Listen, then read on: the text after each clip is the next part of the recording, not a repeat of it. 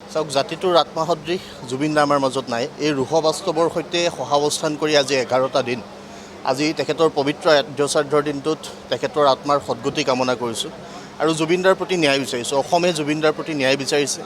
জুবিন দাৰ এই মহাপ্ৰস্থানত যিসকল লোক দোষী, সেই দোষী ব্যক্তিক এই 11টা দিনে কৰায়ত্ব কৰিব নোৱাৰা গোটেই বিষয়টোত আমি চৰকাৰৰ যি স্থিতি, যি নমনীয় স্থিতি, সেই স্থিতিক আমি ধিক্কাৰ দিছোঁ।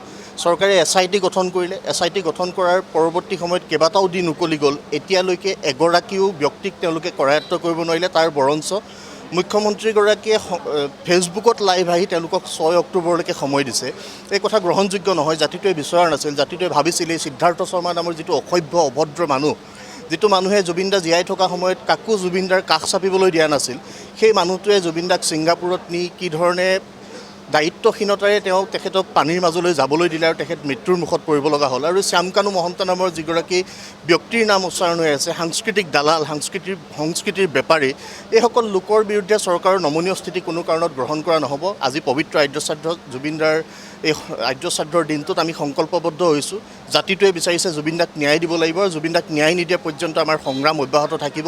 প্ৰয়োজন হ'লে চৰকাৰকো ইয়াৰ বাবে জবাবদিহি কৰাৰ ব্যৱস্থা কৰা হ'ব। 6 তাৰিখলৈকে তেওঁলোকে যিহেতু সময়সীমা দিছে, ইয়াৰ পাছতো যদি তেওঁলোকে নমনীয় স্থিতিৰে সেইসকল লোকৰ বিৰুদ্ধে ব্যৱস্থা গ্ৰহণ কৰাত হুহকা পিছলা নীতি অৱলম্বন কৰে, জুবিন দাৰ সৈতে ছিংগাপুৰত থকা সকলোবিলাক লোকক তদন্তৰ আওতালৈ যদি নানে, আহিব লগা সময়ত চৰকাৰক আমি জবাবদিহি কৰিম। সেই স্থিতি আমাৰ স্পষ্ট।